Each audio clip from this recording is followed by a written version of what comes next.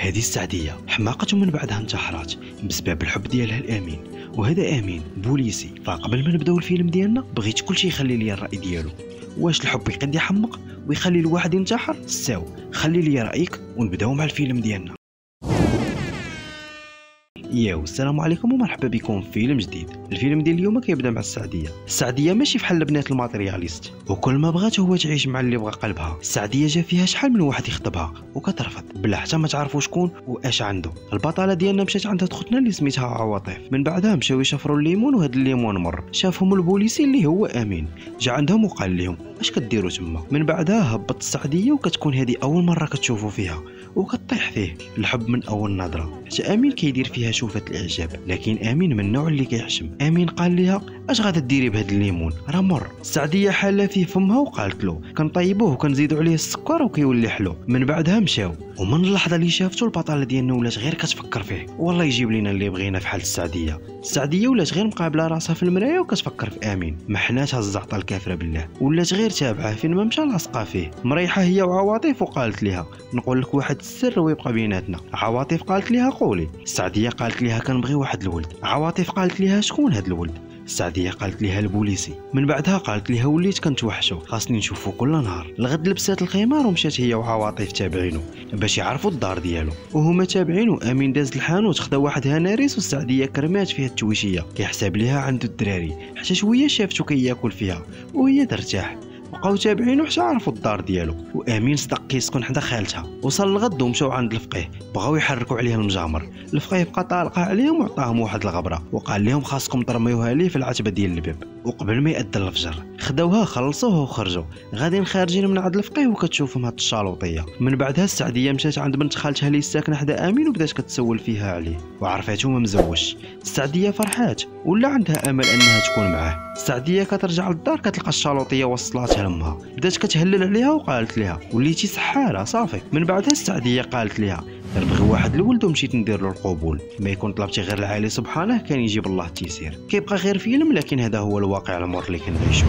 ونرجعوا عند امين فوق ما يريح مع عمو كتبدا تشكي عليه راني مريضه وخايفه نموت قبل ما نشوف ولادك. امين كيقول لها السلام كتقول له ولدي خاصك تتزوج. ونرجعوا عند عواطف صاحبه السعديه فاقت قبل الفجر ومشات رمات الغبره اللي عطاها الفقيه قدام الباب ديال امين. الغد امين مشى عند صاحبه وقال له خاصني نتزوج. الوالده فوق ما نريح معاها تقول لي تزوج عييت. صاحبه قال له ايوا لا كتعرف شي بنت الناس توكل على الله. امين قال له ما كنعرف حتى شي بنت الناس. من بعدها مرات صاحبه قالت له زعما ما كاينه حتى شي بنت.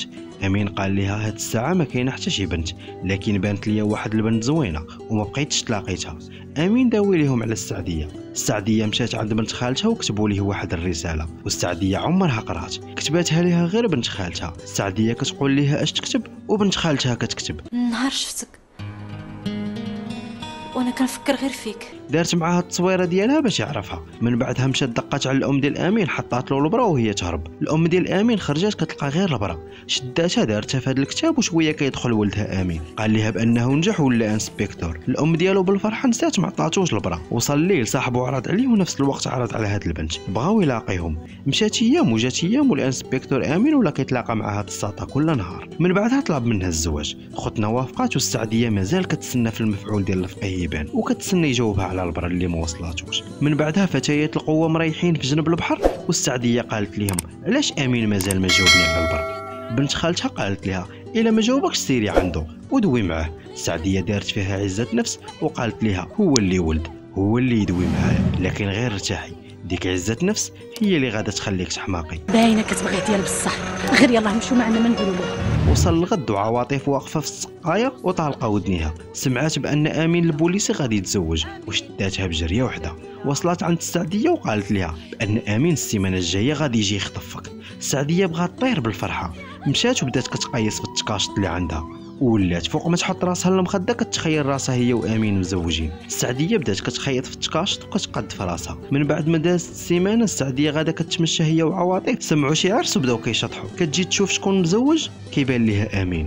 وهنا كانت الصدمه قويه للسعديه وبكثره الصدمه ما تحملاتش والعقل ديالها بدا كيلاشي. السعديه جبدات الحوايج اللي كانت كتخيط فيهم وبدات كتقطع فيهم، ورجعوا عند امين من بعد ما تزوج ما بقاش ساكن مع امه، مشى عندها للدار وعطاتو البراق اللي كانت خلاتها له السعديه قدام الباب. امين غير قرا الرساله وتفكر البنت، لكن اللي عطا الله عطاه، تزوج. مشات ايام وجات ايام والسعديه بدات كتخرج من الصدمه وبدات كتولي مزيان، حتى لواحد النهار وشافتو خارج مع مراته وهي طلاشي بالمره. من بعدها السعديه ما خلاو بها حتى سبيطار ولا فقيه والو واش بغات تولي مزيان. من بعدها خداوها لسبيطار الحماق ولات غير كتدخل وتخرج في الهضره وكتقول لهم بغيت الليمون واخا يكون مر ماشي مشكل. السعديه حماقت بالبيع وما بقاش عندها غرام واحد ديال العقل. واش الحب يقد يوصل لواحد لهاد الحاله؟ بغيت كلشي يخلي ليا الراي ديالو. من بعدها السعديه خرجت من السبيطار ومشات تنتحر، دارت اكسيدون وكيجي الانسبكتور امين كيشوفها وكيعرفها. السعديه بقات على قيد الحياه، خداوها للسبيطار وكيمشي عندها الانسبكتور امين وكيسالي الفيلم ديالنا. فما تنساش دير لايك وبارطاجي الفيديو وخلي لي في كومونتير شي فيلم بغيتي تشوفو ملخص، ولا كيعجبك تلخيص الافلام دير ابوني الى كتفرج في اليوتيوب، ولا كتفرج في الفيسبوك دير متابعه باش يبقى يوصلك كل جديد. والسلام عليكم.